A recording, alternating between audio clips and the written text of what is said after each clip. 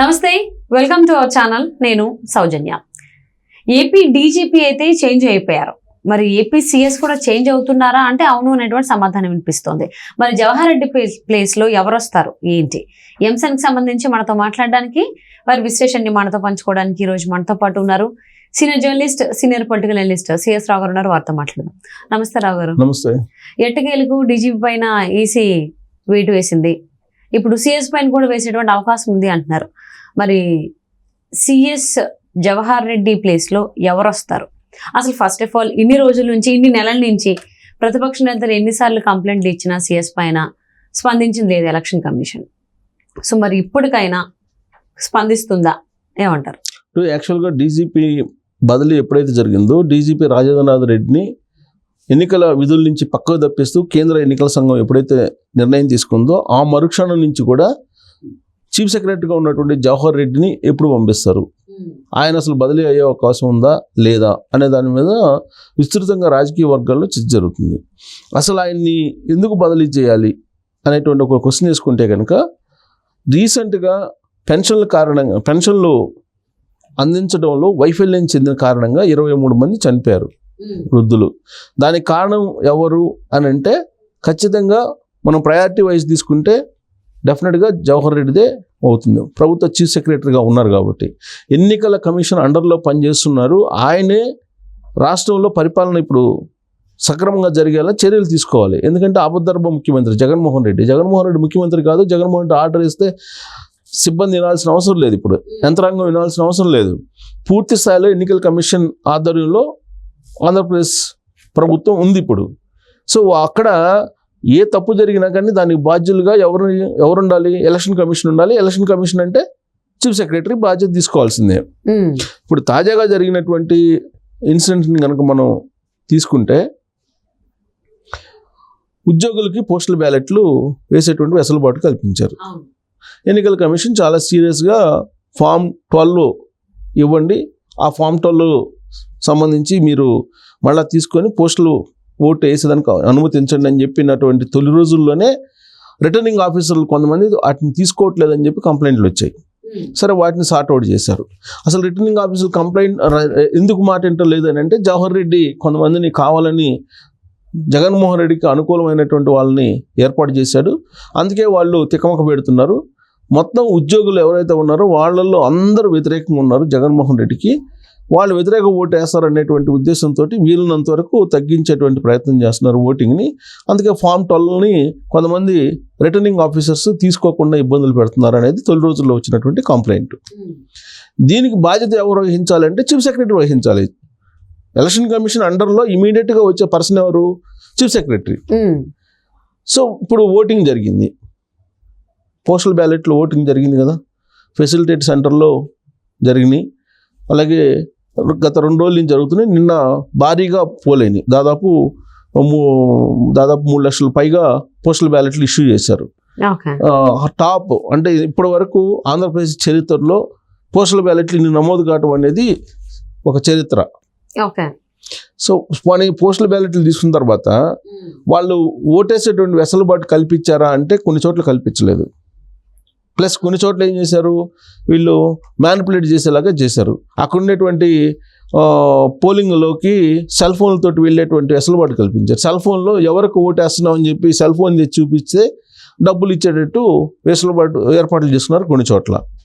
మరి కొన్ని చోట్ల ఏం చేశారు, అత్యంత దారుణమైనటువంటి సిచ్యువేషన్ ఏంటంటే, ఈ ఒక్క కాజుతోటే చీఫ్ సెక్రటరీని మార్చేయాలి. వాస్తవంగా అయితే ఏంటంటే, అది ఇప్పుడు ఫామ్ 12 ఇచ్చిన తర్వాత ఓటర్ లిస్టులో ఓట్లు చేరుస్తారు.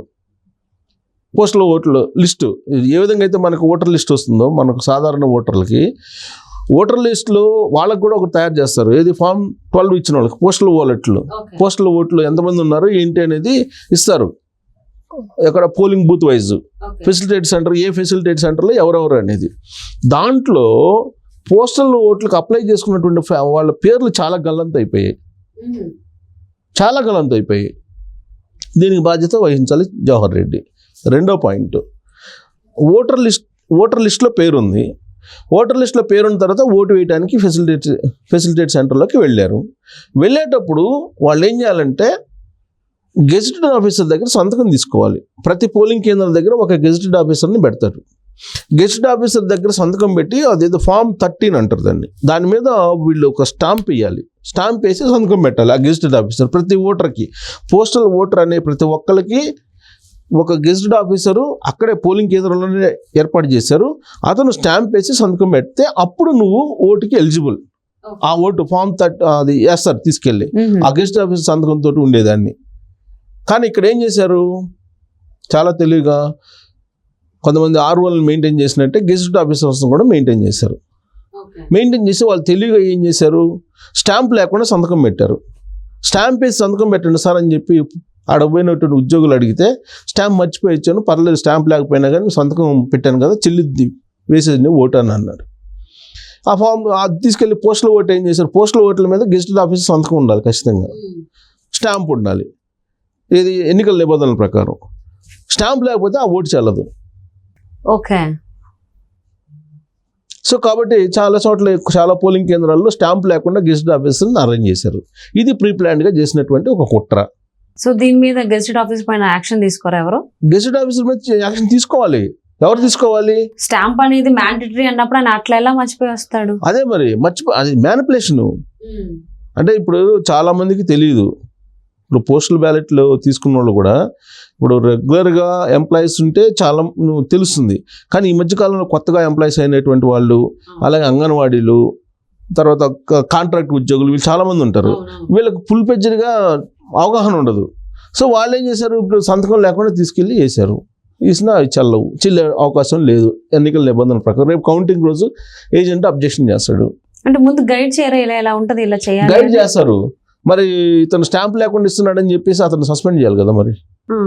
అంటే ఆ గెజిటెడ్ ఆఫీసర్ అయితే ఆయన ఏం చేయాలి, ఆయన బాధ్యతలు ఆయన తెలిసి ఉంటాయి కదా. తెలిసి ఉంటాయి. మరి ఆయన ఏమో స్టాంప్ తీసుకురాలేదు, పర్లేదు సంతకం తోటి చెల్లుతాయి అన్నారు.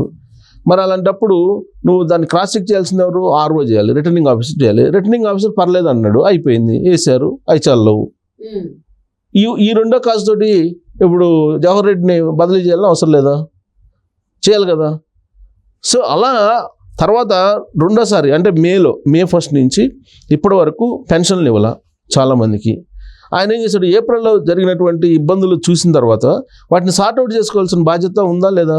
ఆయన మీద ఉంది. సార్ట్అవుట్ చేయకపోగా ఇంకా ఇబ్బందులు పెట్టాలా, డైరెక్ట్గా బ్యాంకులలోకి అకౌంట్లు వేసి సీజ్ అయినటువంటి అకౌంట్లకి అసలు కొన్ని అకౌంట్లకు వేయకుండానే వేసినట్టు చెప్పడం, వాళ్ళందరినీ ఇబ్బంది పెడుతున్నారు, వృద్ధులందరినీ. ఇప్పుడు వరకు పెన్షన్ రాకుండా చేశారు.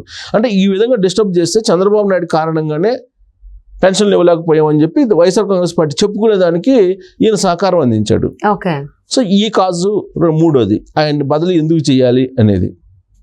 ఇక అంతకుముందు 6 ఎస్పీలు ఐపీఎస్లు, 3 ఐఏఎస్లు మార్చినటువంటి సందర్భంగా లిస్టు పంపించే దాంట్లో ఎవరైతే వైఎస్ఆర్ కాంగ్రెస్ పార్టీకి అనుకూలంగా ఉన్నారో వాళ్ళని ఆ జాబితాను తయారు చేసి ఎలక్షన్ కమిషన్కి పంపించారు. అపాయింట్ అయినటువంటి వాళ్ళ మళ్ళీ వైఎస్ఆర్ కాంగ్రెస్ పార్టీకి అనుకూలంగా ఉండేటువంటి 2 ఐపీఎస్లు ఉన్నారనేది క్లియర్గా అర్థమవుతుంది. దాన్ని కూడా ఒక కాజుగా తీసుకొని బదిలీ చేయాలి.